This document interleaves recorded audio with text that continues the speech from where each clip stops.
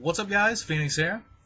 Today's video is going to be yet another deck profile. I know I've been doing a lot of those lately, but I've just been playing and testing quite a lot of things, both old and new. So this video is going to be a deck profile on a Shaddolls variant, and it's going to be a Shaddolls variant that some of you may have never even seen of or heard of before. It is a brand new variant that has just become legal in the TCG with the release of Dragons of Legend 2 last week.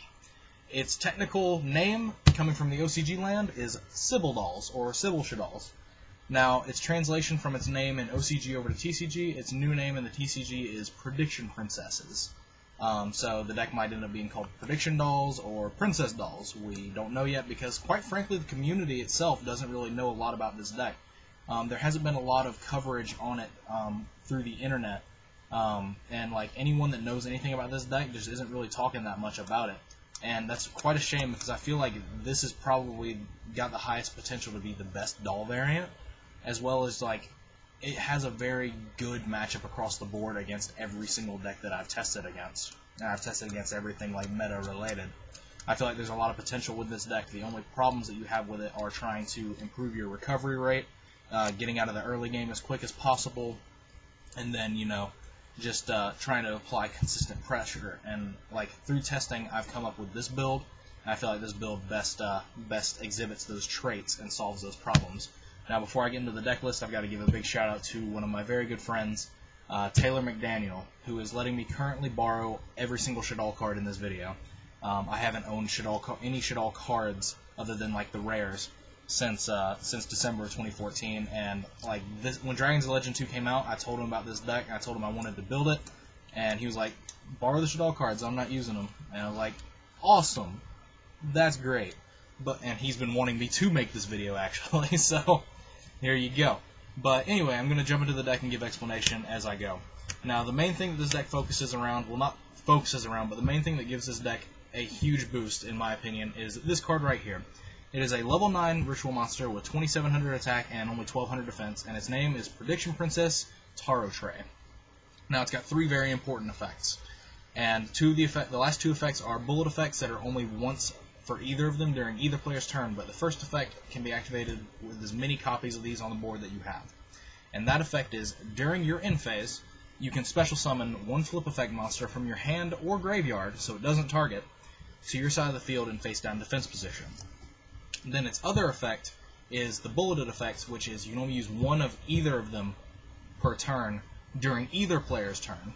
So during either player's turn, you can either target a face-down monster on the field and flip it to face-up attack position, or you can target a face-up monster on the field and flip it to face-down defense position. So it's either Book of Moon or Book of Taiyu once during either player's turn. Now that is extremely relevant because it allows you to abuse your Shaddolls effects on your opponent's turn, as well as during your turn you can further abuse your Shaddolls flip effects, further like establish your board with Falco, because you'll be able to like flip the monster up that you summoned off the Falco that turn with her effect. And then during your end phase, whatever cards you like Shaddolls fused away with, or whatever cards you used during the ritual summon to summon her, because those trigger Shaddolls effects too, because it's the exact same mechanic as the fusion mechanic, just with blue cards. All the Shaddolls monsters you used in the ritual summon will get their effects, and then at the end phase, she can bring back one of them, usually like Beast or Dragon. So you'll usually end your board with like a Falco and a set Falco and a set Beast and this, or like set Falco, set Dragon and this. And like this allows you an insane amount of control in both like Shaddolls mirrors. It gives you a huge advantage in any Shaddolls variant mirror that isn't playing these, and you are, because this is the biggest monster that you can put on the board that doesn't come from the extra deck. And it also just allows you to abuse your Shaddolls effects and recur them a lot more efficiently than they can.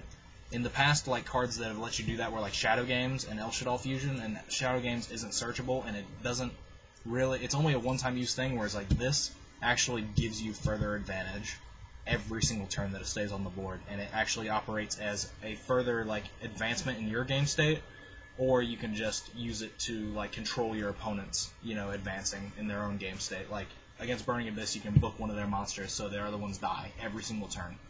Against Necros, when you go to this deck has an insane amount of ability to attack through Valk, because you can just constantly Book of Moon monsters with this when they try to Valk them. Things of that nature. But the other thing that makes this deck really cool is the fact that outside of the Star Seraph engine, there was no real good light monsters to run. to fuse with that would give you pluses. She is a light monster, but you ideally don't want to be fusing with her. But what she does allow you to have access to in this deck is triple Manju and double Senju. Now, the reason there's only 2 Senju is because I want to keep the normal summon count down, as well as the fact that this isn't Necros, so Senju cannot search the ritual spells, because Colossalus doesn't exist. Whereas Manju can search can search ritual monsters and ritual spells. So ideally you want to see Manju before you see Senju, but these are really cool because they allow you to get just immediate +1s, and then you can fuse away with them. And also the fact that they're level 4 monsters and you can like start flip-flopping with Dragon and Squamata as well as keeping these on the board. Tartaray can flip these down and up too. You can flip it down and then flip summon it again and get another search. There's just a lot of abusability with these cards, as well as like it gives you extra fuel for your Shaddolls fusions or it just establishes your ritual summon. So it's a dual purpose card, and the fact that they don't require you to overlay into 4 with 3 materials like Sovereignty did makes the extra deck a lot easier to like access, and gives you a lot extra like just cards that you can access for specific situations versus having to go into 3 material rank 4s. But for the other relevant normal summons, 3 Mathman because it is a Shaddolls deck, and then we get onto the Shaddolls monsters, and it's actually a really small Shaddolls lineup because they're all recurable through Tartaray, and honestly I wanted to minimize bricking with this deck, so it's 2 Beast, 2 Dragon, 2 Squamata, 1 Hedgehog, and 1 Falco. Now, the main reason Falco's in here is because he's a tuner, because Tartaray already does his job. If he wasn't a tuner, and like if he didn't come back off his own effect, I'd probably be playing any other Shaddolls name, like maybe Hound or something like that, just because Hound would let you get things back. And Hound might actually work its way into this deck in the future. Just start adding back like rituals, start adding back fusion spells and things like that to continue to get abuse off of. But as of right now, like Falco is a card that the only reason I'm running it is because it is the tuner, and it further commits to your board without you having to go out of your way. But otherwise, like Tartaray does its job better. Another monster that's sendable off Mathman is 1 copy of Glow Bulb. This build is playing Soul Charge and Triple Call the Haunted to help the recovery rate if your board gets broken, as well as to help you just advance your game state. So if you open like Mathematician Bulb, if you open Mathematician Call rather, or Mathematician Soul Charge, you can Mathematician Sin Bulb, mill for it, and make Herald of Arclight, and do like the Necros trick of the builds that are playing Mathematician. And when that dies, or if you negate something with it, you'll get a search for the ritual spell or Tartaray. And then if you have Call backing that up, that means that Mathman plus that Call gives you the search for both the ritual spell and the ritual monster. And of course, if you already had like Manju Senju in hand, that just makes it even better. Last 2 monsters, putting it at a 22 monster count, are 2 Max C. Since this deck already has a really high light count, I didn't want to play Veiler, and also like the way this deck functions, you need a lot of cards in hand to like establish your ritual monster or do fusion plays or anything like that. As is the typical thing with combo decks, you need cards in hand. So I wanted a hand trap that would replace cards, because like you're always going to be going second with this deck because it's a doll variant, and this deck is very strong at going through back row because it is a doll variant, as well as you have a lot of cards that just give you +1s like Manju Senju. So like I wanted Max C going second against Necros and Burning Abyss, because the more cards you have against those decks, the more you're going to just be able to like put your foot in their mouth and kill them essentially. But anyway, that was 22 monsters, as I said. For the spells, I'm only playing 2 of the Ritual because it's not searchable off Senju. It's searchable off Manju and Herald of Arclight, and like it's at the point where like I didn't want to brick with spell cards.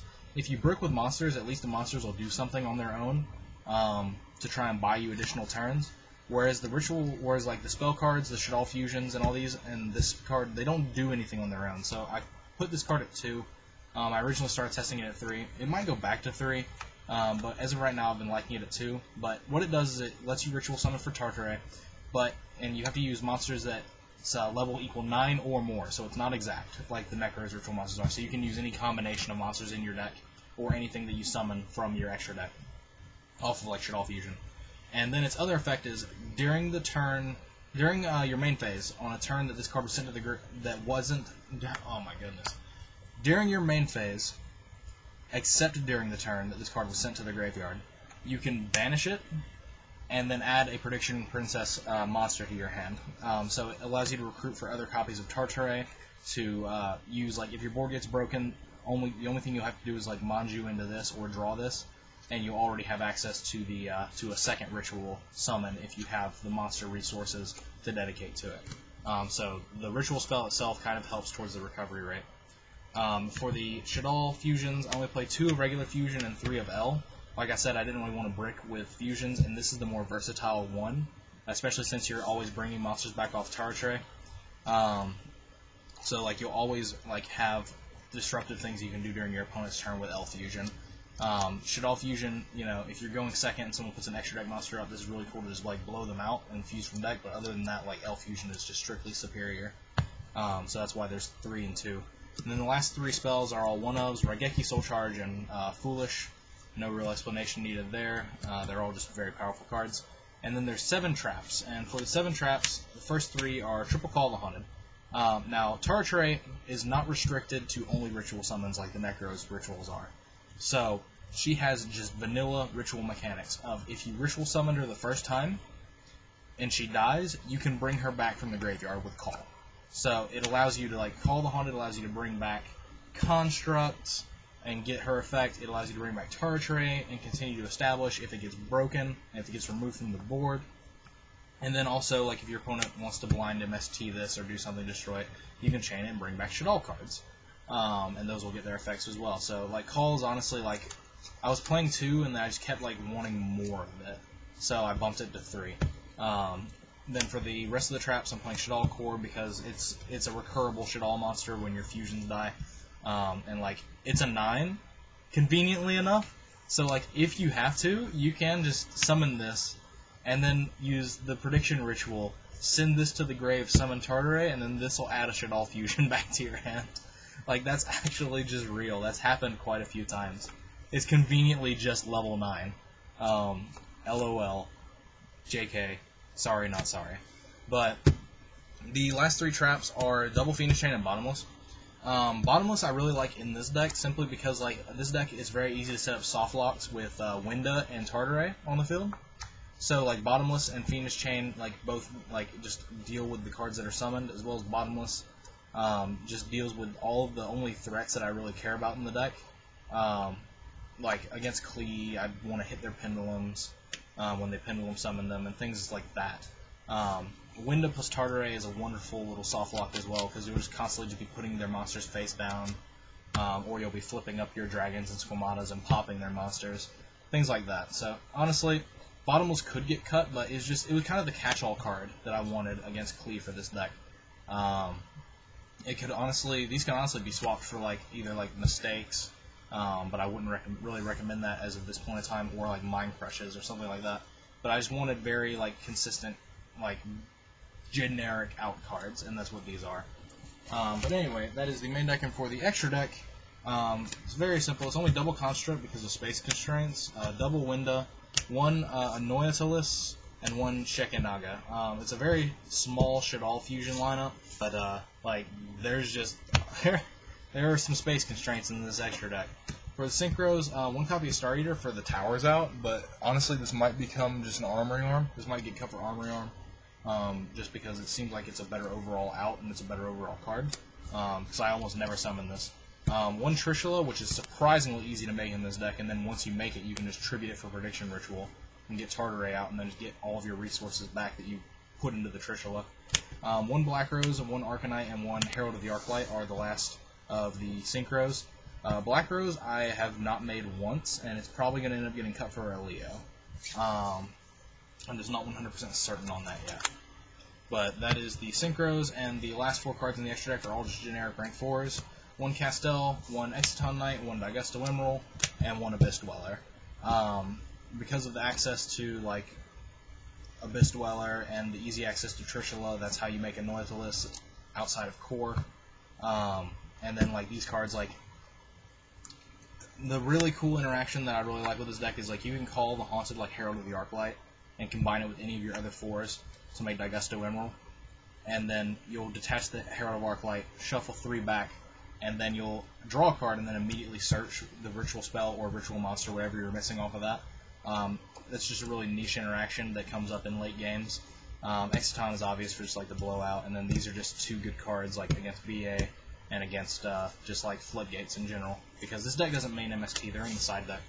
But I don't have a side deck to show you because side decks for these kind of decks always change by the day. But anyway, that is going to be all for this video. I'm sorry that it was a little bit longer, but this is a new deck, so I kind of had to explain things that, you know, need to happen to work. It's kind of a wonderful thing when people have to explain things. But yeah, I love this card.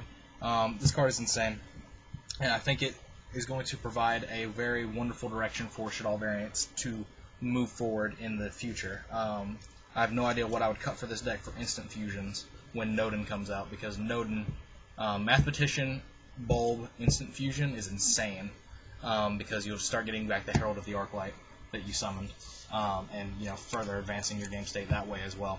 But anyway, as always, guys, thanks for watching. If you would like to, click an ad if you have not. I'd greatly appreciate it. It helps me make money, and there's no reason to lie to you guys about that. But if you don't want to, that's fine as well. I'm not going to take it personally. Comment, rate, subscribe. I'm going to have a link in the description to both of my Facebook pages, my Facebook fan page, which I talk, you know, anything Yu-Gi-Oh related to, like, videos. If I'm going to, like, start playing people on Dueling Network or Devpro, or if I ever start streaming in the future, that's where those announcements will be. Just any sort of, like, generic Yu-Gi-Oh discussion that wants to get started there, that's where that'll be. But I also have my personal Facebook page in the description as well, where you can go and add me as a friend and speak to me on a personal level there. Just go to both pages and do the appropriate thing with each. Anyway, that is going to be all for today's video, and as always, guys, take care.